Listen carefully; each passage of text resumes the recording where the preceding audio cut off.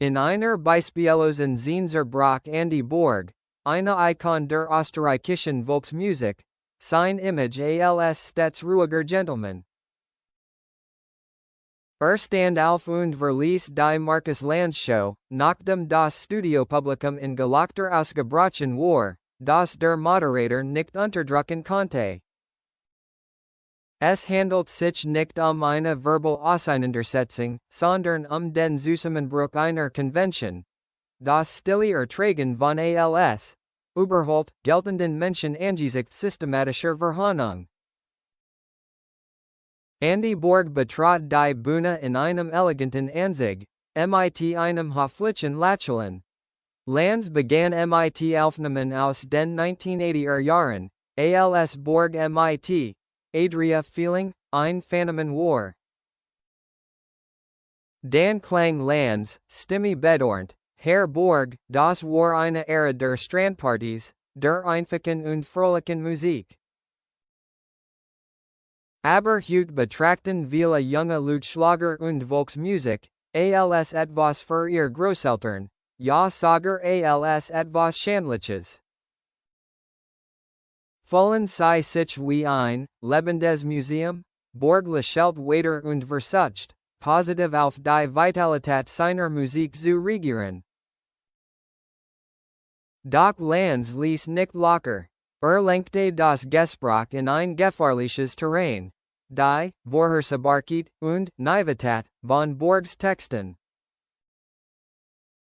Als Andy Borg enthusiastisch die liebevoll und optimistisch Botschaft seiner Lieder erläuterte, entstand eine Heikelsituation. Aus dem Studiopublikum, meist junge, einhelligen Leute, ertönte ein Kichern, das in lautes, ungehemmtes Gelachter überging. Als Borg den Satz, Lieb so rein wie die Alpen, aussprach. Borg hielt inne, verlegen. Blickte ins Publikum, dann zu Lanz. Markus Lanz reagierte nicht.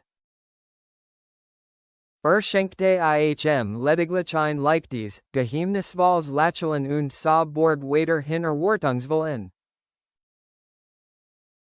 Das Schweigen des Moderators war stillschweigend Zustimmung. Es heizte das Gelachter nur noch an. Lanz fügte sogar kommentierend hinzu. Es scheint, als sei ihr Botschaft für manche Generationen etwas schwer zu begriffen, nicht wahr? In diesem Moment lief Andy Borg das Gesicht roten vor Verlegenheit, dann wurde kreidbleich vor Empörung. Die Souveränität seiner 40-jährigen Karriere war wie weggeblasen. Schrie nicht. Stand auf, seine Stimme zitterte, war aber klar, und wandte sich an Markus Lanz. Ich saß hier und wollte über Musik sprechen, über die positiven Dinge, und die ich glaube. Aber sie, wie haben sie das nur angestellt? Sie haben mich eingeladen und dann eine Atmosphäre geschaffen, in der man sich über das lustig macht, wofür ich stehe. Du tat auf das peinlich stille Publikum und wandte sich dann wieder Lanz zu. Und sie, anstatt einen Dialog zu führen, haben sich dieser Lächerlichkeit angeschlossen.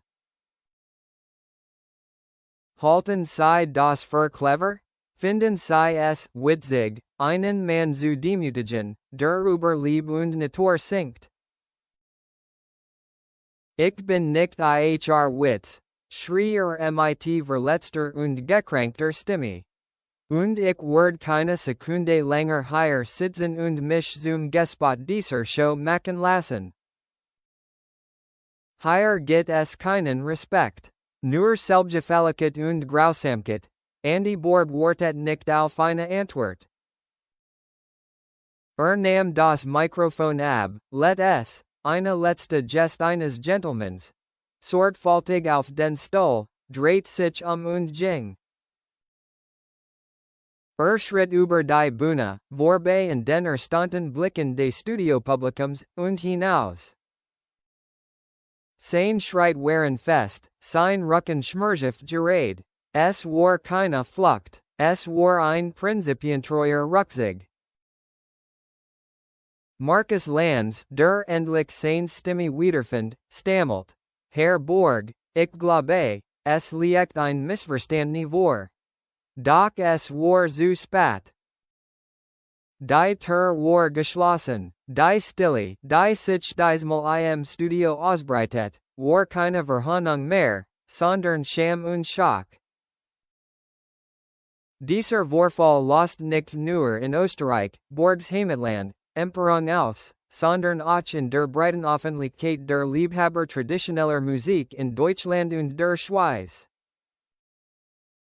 Österreichische Zeitungen sprechen von einer nationalen Demütigung und einem bewussten Akt der Respektlosigkeit des deutschen Fernsehens gegenüber einer ihrer Kulturikenen.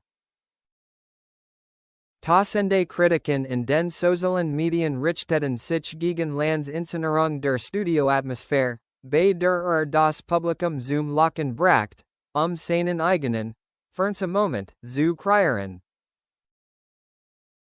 Vor allem aber erkannten viele Zuschauer, dass das Lachen vom Produktionsteam möglicherweise gezielt gefordert oder zumindest nicht unterdrückt wird, Borgs vermeintliche Welterung hervorzuheben.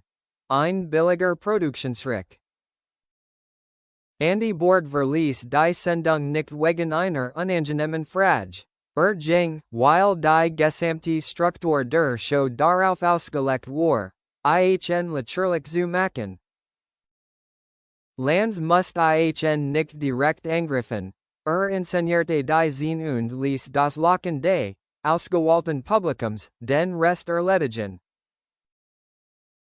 Dabei beging Marcus Lanz einen strategischen Fehler, unterschätzte den Stolz eines Gentlemans aus den Alpen.